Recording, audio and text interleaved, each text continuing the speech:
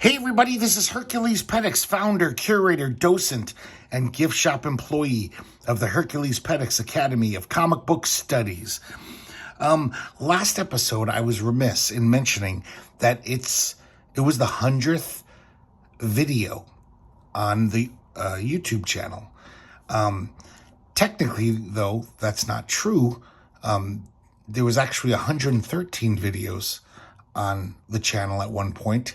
And about a few weeks ago, YouTube informed me that they didn't like some of them due to adult content, things of a sexual nature. Some of the undergrounds, definitely Las Chambeadores, they did not like, even though there was no nudity in those at all, actually. But due to that, I didn't want to just get rid of these videos. I still want to share these comics with people, and definitely in the future, put other videos of that nature up. Because to be honest, when I started this channel, one of the main impetuses of starting the channel was I wanted to show off the comics, like adult comics. Most of the other channels on YouTube are just showing off like Spider-Man comics and I don't know, Spawn comics. And for the most part, they ignore undergrounds, just a lot of stuff that I wanted to focus on. So some of my favorite stuff, some of my favorite videos, I had to take down. And also a lot of videos I had planned for the upcoming months and years, I was really excited about. I realized I couldn't post anymore, because I was a little unclear. I thought as long as you age restricted a video, you know, no kid can see it, so you're fine. But no, even if it's age restricted, if it has some salacious content, if it's a little too sexual, YouTube doesn't want it. So that's fine. That's the rules. But because of this, and I want to still share these videos, you might have noticed in the episode descriptions in the past few episodes that I've started a Patreon channel just so I can still continue to do these great comics that YouTube doesn't want you to see. So it's the same name as the YouTube channel, the herculespetix Academy of Comic Book Studies. And there's a link there in the description notes. And it's $5 a month as the first tier, as the only tier for now. And I'll be putting out a video every week. Stuff that you haven't even seen yet.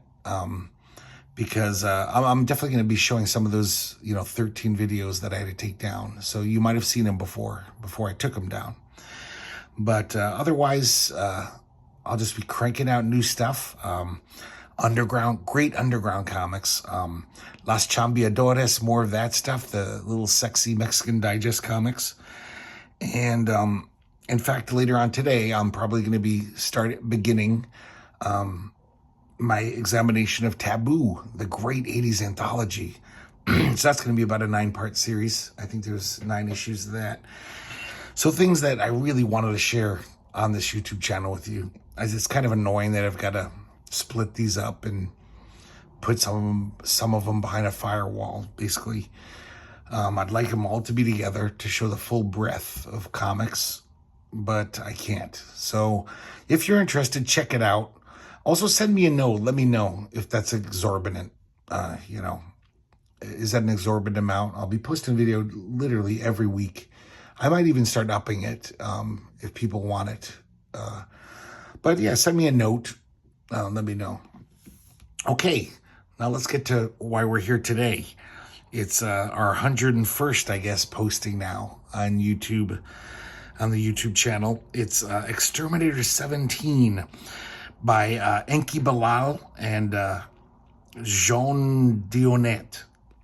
And these guys were pretty much right there at the beginning when Metal Hurlant started in 1974 in France. You know that a lot of the biggest comic creators broke away from all the established publishers and started their own Les Humanoid Associés. My French is terrible, so I'm probably butchering that. And this was one of the earliest creations they made for Met-Alert, and it was kind of a breakout hit. People really dug this. Probably the first time, for Bilal that, he became a name. Dionnet had already been writing for many of the biggest names, Mobius, Droulet in France.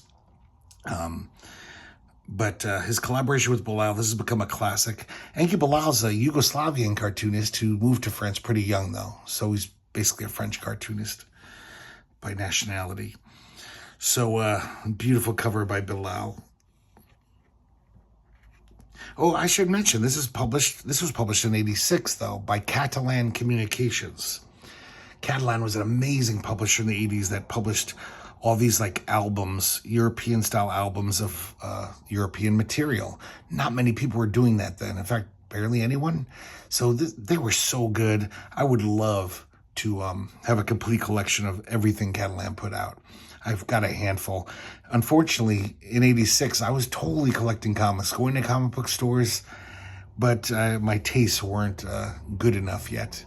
And I would, I bought some stuff like this because it was sci-fi, but so many of them, I was just like, I'd rather buy this month's Daredevil by Miller and Mazzucchelli, which is pretty damn nice. But, I was just not that far into getting all the European stuff then. And I'm kicking myself now because I wish I had them all. And now they're all out of print. Very hard to find. People don't part with their Catalan graphic novels, it seems. You rarely find them on the secondhand market. So we start off on some little alien planet. And there's this a consortium. They're like the big empire of this galaxy, and they're sending in there Exterminator android troops to teach this little planet a lesson. I guess this little planet was getting uppity or something, and the consortium is gonna teach them a lesson and kick the shit out of them. But something interesting on this mission, there's a very old series of Exterminator, the 17 line. All the other guys are later lines, the 23, 23rd series, whatever. There's barely any 17s left. In fact, nobody thought there were any, but apparently there's this one old robot left, and he's part of this campaign. We cut away to the consortium headquarters, and everyone's kind of shocked by this. I like in this future, the consortium people, whenever they're astounded, they say, "By Elvis." So I guess Elvis is a god to them, kind of. And we see the Master. Everyone calls him the Master. He's the guy who created all the Exterminator robot technology decades ago, which has revolutionized warfare and allowed the consortium to control the galaxy. So everyone, looks up to him and reveres him. And he sees that it's a 17 robot. Turns out, we find out in this kind of a info dump, this bigwig in the consortium is chatting with this robot, basically filling us in on all the history. Here's some of the series. They're up to the 108th series of Exterminators. So the 17 is very old. What we find out during this conversation is that the Master kind of has a connection to the 17 line. The 17 line was the first operational line of Exterminators, and they were actually based on his brainwaves. So it's almost like they've got this mental connection, him and all the 17s, which are all gone except for this one.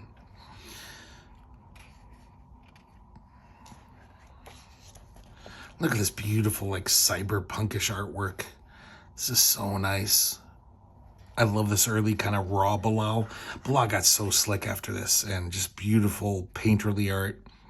But I really dig this. Very Mobius inspired. I'm pretty sure he looked up to Mobius a lot. So then I guess that truce is declared, and they have to abort the mission. And they just deactivate all the Exterminators. Kind of fry their brains. And the robot asks this bigwig, "Are deactivated androids repairable?" Nope, it's impossible. All their circuits are auto-destruct. They're auto-destructed. So I guess this consortium is just cheaper for them to just like cut their losses and just, instead of transporting all these exterminators back, they just fry them and leave them there. Now we see the master in his chambers. I like this, how, all this white space behind him. It's in stark contrast to all this detail we've been seeing. It's really kind of visually striking. So I guess the master's kind of being forced to retire. He's pretty old, but he's kind of bitter, and for the first time ever, he's kind of feeling bitter and resentful about creating the exterminators. I mean, almost like, Oppenheimer and the atom bomb. Later on, he was very regretful, because these are just, the exterminators have allowed a lot of people to be killed over the years. And he collapses. So they're going to give him like all these honors for his retirement, huge ceremony. And he's going to give a speech.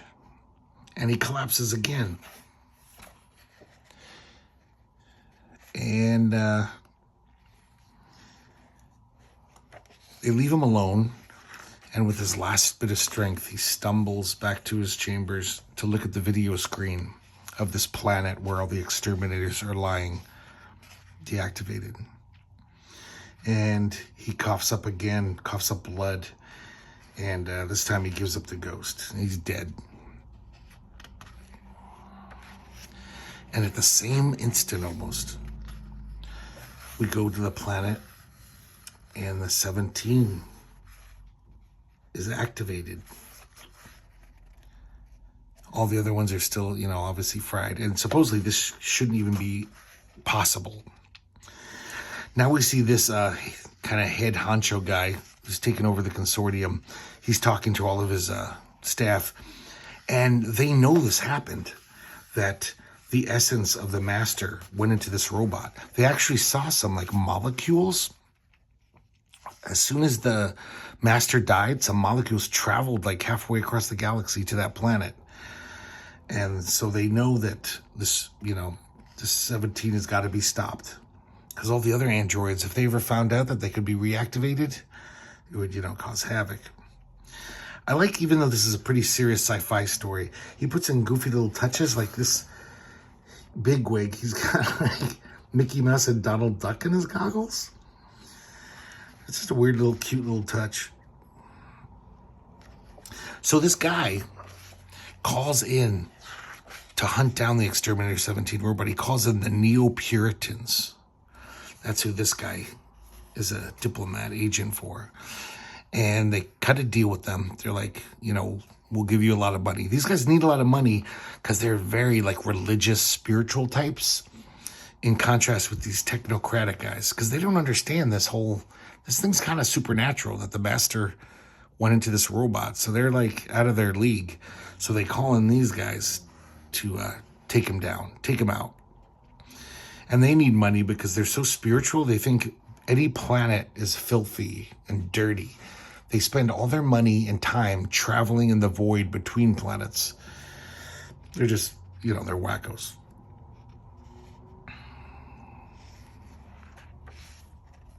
So now we cut away. I think we're back on that planet. And we're back in civilization, away from that battlefield. And we see this guy who's like a bard. A wandering bard who tells stories, I guess, for his supper. And he says he has to continue. He's got to stop, and a customer gets mad, kind of threatening he's going to go up and maybe beat him up or something. And then this hooded guy grabs him by the arm. Doesn't have to say anything. So strong it almost breaks his arm, so the guy just kind of leaves it. So his buddy comes up and yanks his hood off, and of course it's 17.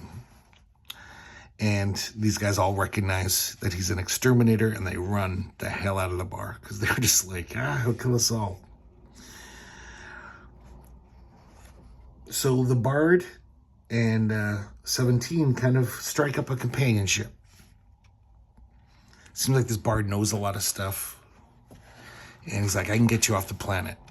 there's this generational spaceship leaving soon. I can get on there. And 17 is like, yeah, but those spaceships won't let you off until they find a planet. It could be thousands of years, you know. A lot of people go on these ships just hoping their descendants will get to find a good world, you know, to live on. But he's like, no, trust me, I'll figure it out. So they get on the ship.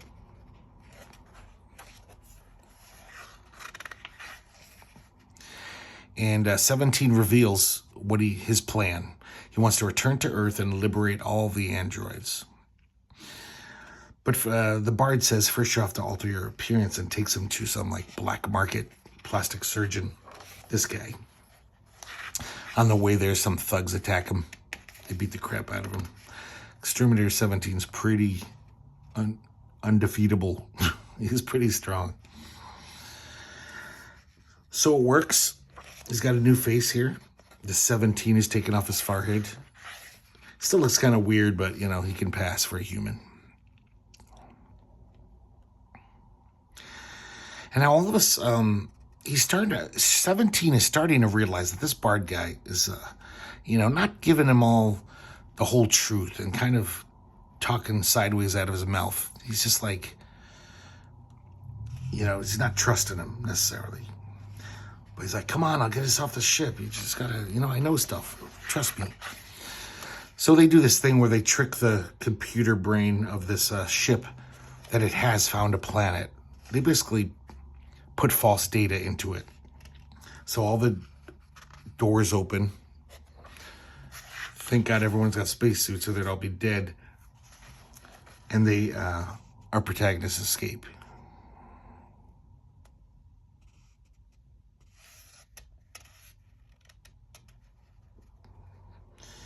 So the Neo-Puritans show up.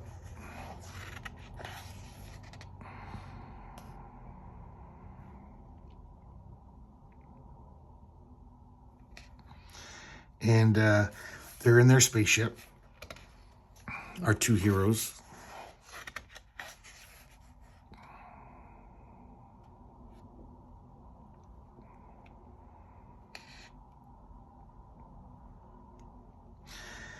And they run into these Neo-Puritan guys, and 17 takes off.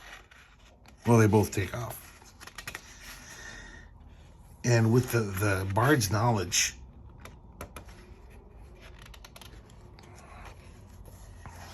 they start taking over the ship.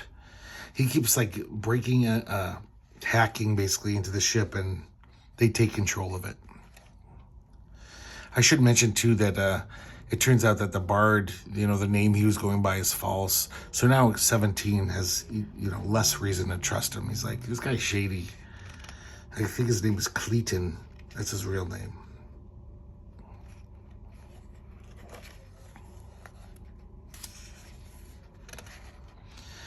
So they take over the ship. And I think that all the other Neo-Puritans are trapped. He locks all the doors to their chambers. So they basically have the ship all to themselves in a way. On a nearby asteroid, we see this place. It's very much like the Old West. This planetoid, the civilization there. And everyone says, the Master's back. So like on this planetoid, this asteroid, these people kind of worship this Cleaton guy as a god. Or at least a very, you know, high muckety-muck. So 17 takes off. He's not trusting Cleaton. He just takes off into the wilderness of the planet. So Cleaton does like this all points bulletin. Like this out there in the middle of the desert. There's a TV screen announcing his message. And he basically says, you know, yeah, you know, I lied to you a little. I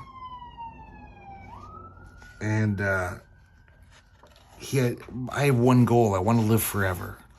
And so, you know, hopefully from your technology, I can figure out how to become an android, you know, kind of half human, half android, and live forever. And he basically says, you know, I'll help you return to Earth. You can stay here, whatever you want. Just, you know. So he's like running around trying to dodge everyone. He still doesn't trust him. And he jumps into this starship.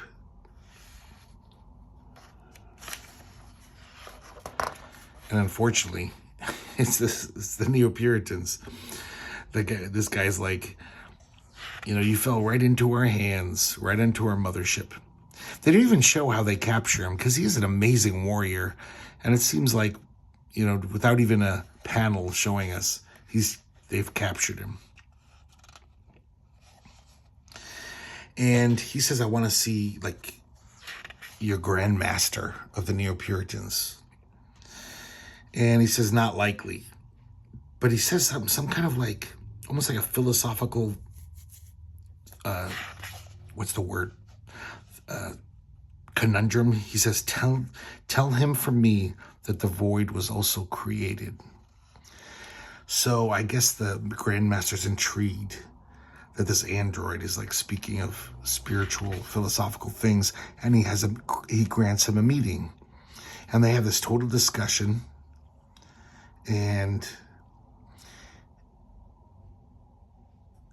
But then he realizes, or maybe he realized just before this. He says that we learned that you're really not just an android. We were supposed to eliminate a robot. And they hate robots, the Neo-Puritans. But they realize that he's really kind of a man who was reborn under strange circumstances, even supernatural. So he basically says, yeah, you're not just an android. And we want to make amends. We feel like we owe you for chasing you around. We feel bad. So 17 says, help me liberate the androids. And he says, impossible. They're absolutely the worst matter born of matter. And 17 says, you're wrong. They're born of the spirit of man, which is good. And this Grand Master basically says, I'll give you an hour to prove your case. We'll have a, philosophical discussion about this. And if you can convince me, then I'll help you. So now we cut away back to the consortium. And they sense that the 17 is on the Neo-Puritan ship. They have sensors. And the general's like, why aren't they killing him yet? He's going to destroy their ship. And he says, no, wait, the signal's disappeared. So the general's happy. They finally killed him. He's like, no. The other guy says, his signal just reappeared 1,000 light years away. And everyone's like, what the hell's going on? He just keeps disappearing and popping up thousands of light years away. And then they track him again. And it says, he's heading towards us at great speed. And all of a sudden we hear boom. And he smashes through this huge door. 17 finally is going to confront these guys. And they try to seize him. And he's way too strong for him. And he just demands, liberate the androids. And he says, don't you know we have more weapons than anyone in the universe, even with your Neo-Puritan help? And he says, take a look out the window. Take a look on your screen. By Elvis, it's impossible. All their massive armaments which are out here are just gone. They're just it's just sand out there. So then Clayton shows up. And we find out that Clayton all along is a pretty big guy in the consortium. And he tells 17, I don't want to fight you in the Neo-Puritans. I have no desire to fight you guys. So I'm going to liberate the androids. They're free. And he says, give them some rockets and they'll fly off to the stars. I love this 2-page spread. It's like something from the Great Depression. And because, androids don't need oxygen. And so they're all clinging to these spaceships. I guess there wasn't enough spaceships to shove them all in. Here we have a whole gaggle of them just hanging on. But androids are pretty strong, so they could probably travel the whole trip that way. Just kind of really nice touch by Bilal. Great stuff. And I kind of like this. This kind of reminiscent of the end of Casablanca. These two, 17 and Clayton, go walking off and kind of says, I can't hold a grudge against you. We're too much alike. And who knows what's going to happen with these two. But the very last panel, 17 says, do you remember the surgeon who changed my face? I often ask myself why he never got rid of that scar of his own. So I like how, even though it's kind of a serious sci-fi novel, it still has a kind of a cute little joke at the end, or a little clever observation. Here's a little bit about the two creators. So there you have it, Exterminator 17, probably the best known work by both of these artists. Bilal did so much great stuff after this, Dionnet, but man, Exterminator 17, that was like their big breakout hit. And of course, it's out of print. Catalan Communications is long out of business. I'm pretty sure Humanoids, the publisher, they must have reprinted this because it's such a classic. So I hope you can find it. God, I hope you can find the Catalan, because they're great. Every now and then these pop up, but they're very hard to find. So I hope you enjoyed today's episode, and I hope you return here to the herculespetix Academy of Comic Book Studies.